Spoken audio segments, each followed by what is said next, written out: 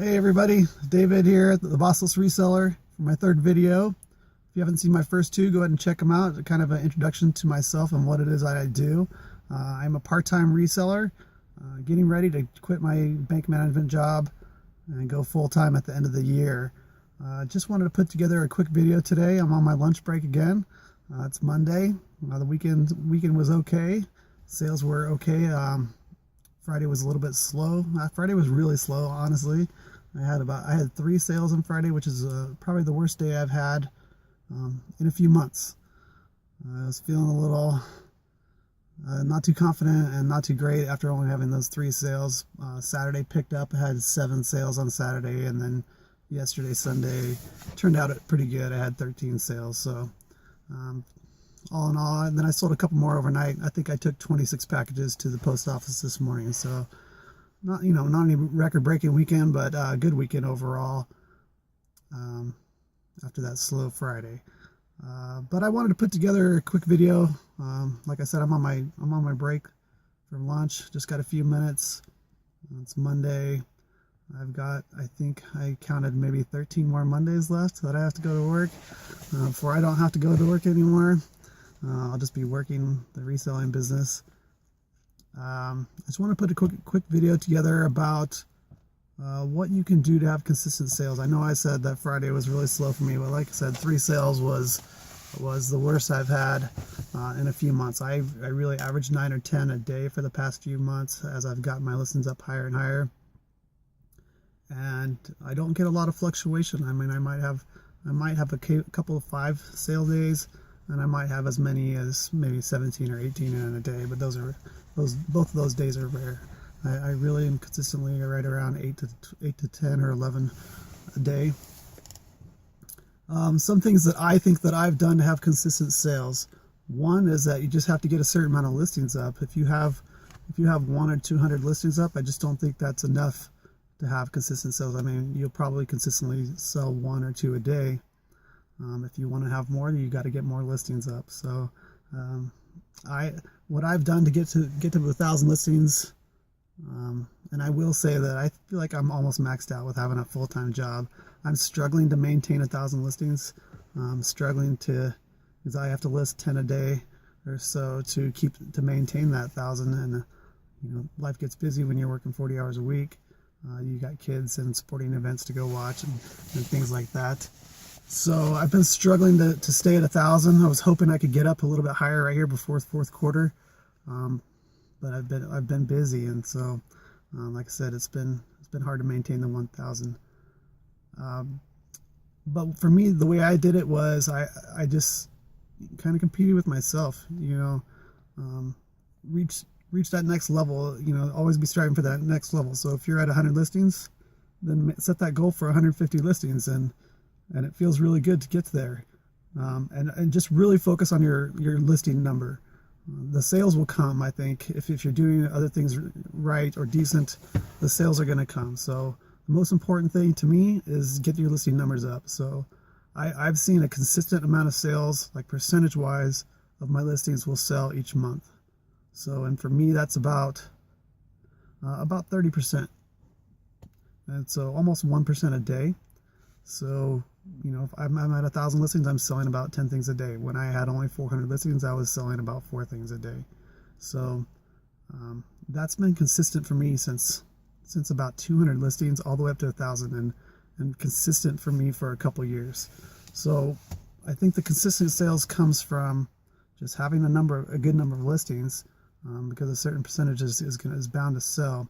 The other thing that I think that I do fairly well to have consistent sales is I'm not just in one category. So I'm not just selling clothing or just selling shoes. I like selling both of those things, but I sell all kinds of stuff. So clothing, shoes, car parts, anything I can find that to make a profit on. So I sell collectibles, I sell toys, I sell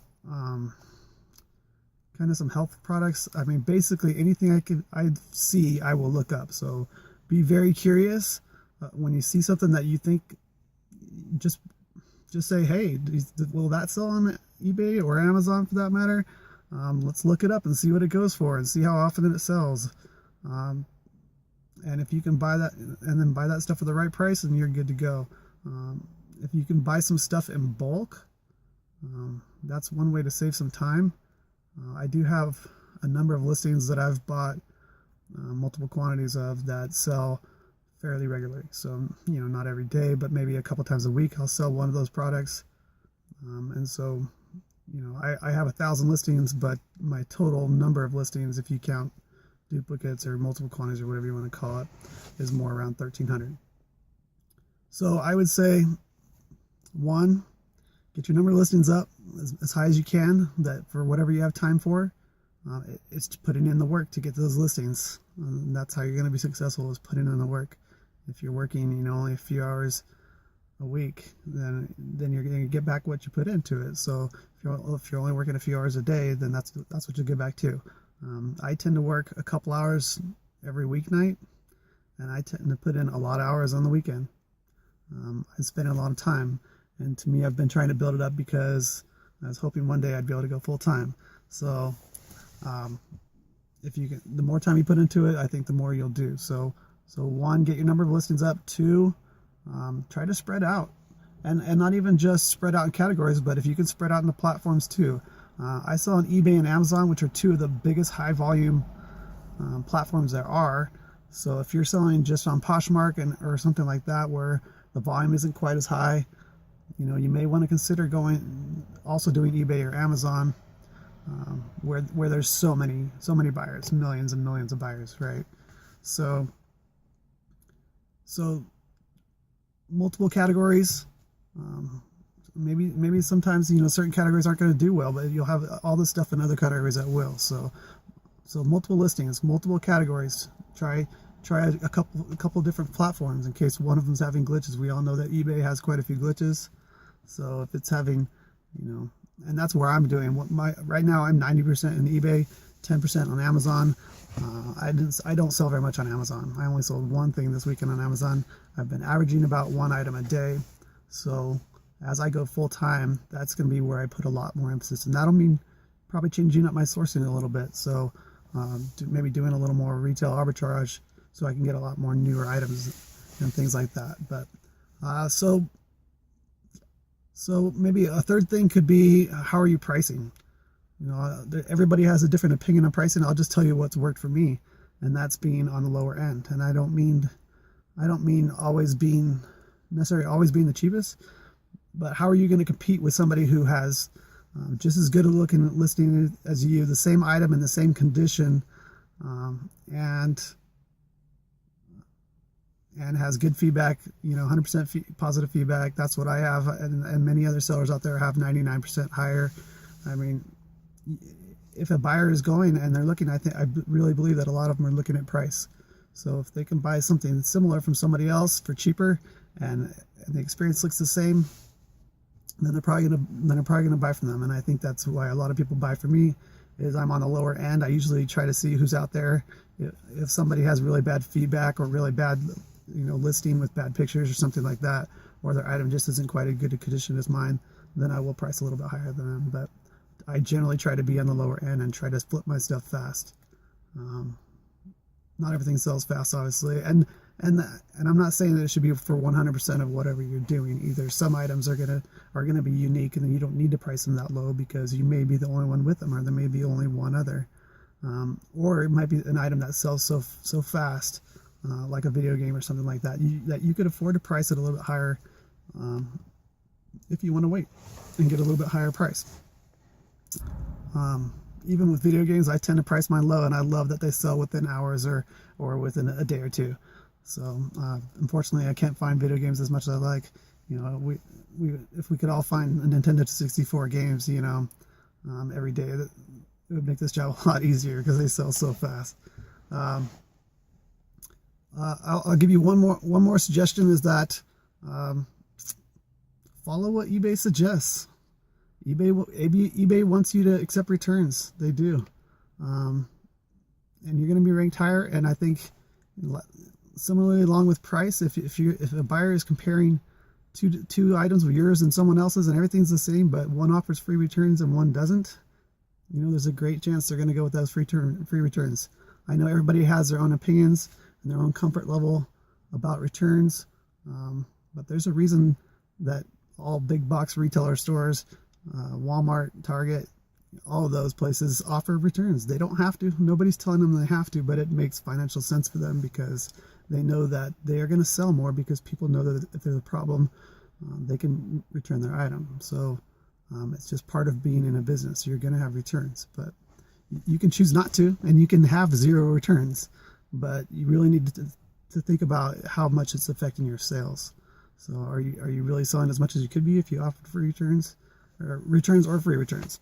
So my suggestion is to do what eBay wants you to, and eBay is coming up with these things that they want you to do because they feel like that's what the customer wants. So for me, I do returns, 30-day returns. I do free returns. I do free shipping. I just calculate into the price. So if you're asking $14.99 for an item and $5 shipping, I'm asking $19.99 for the item with free shipping. There's really not a big difference. And with free returns, it's not going to matter as far as, doing refunds or whatever anyway. Even with my free returns, I'm less than 3% a month in returns. So I don't feel like it's really hurting me that much at all. And I believe that it's getting me extra sales to more than make up for that, extra returns that I wouldn't have normally paid for. I do one-day handling. Really, I mean, it's not that hard to do one-day handling. So whatever sells during the day, you package it up that night and send it out in the morning, or whatever your schedule looks like. That's what mine looks like. Every evening I package up packages. In the morning I will even package up 1 or 2 more if they sold overnight, and on my way to work I drop them off. And because of that, I have fast and free shipping for almost everything I do, and I think that in this day and age people want their items fast. So I'm going to go ahead and cut this off. I need to get back to work, and this video is getting a little bit longer.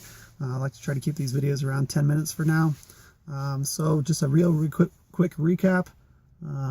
If you want consistent sales and more sales, get your listings up, get your number of listings as high as you can manage. Maybe mix it up a little bit. So if you're just in shoes and clothes, maybe start finding some hard goods or some kind of media, books or something, or whatever else.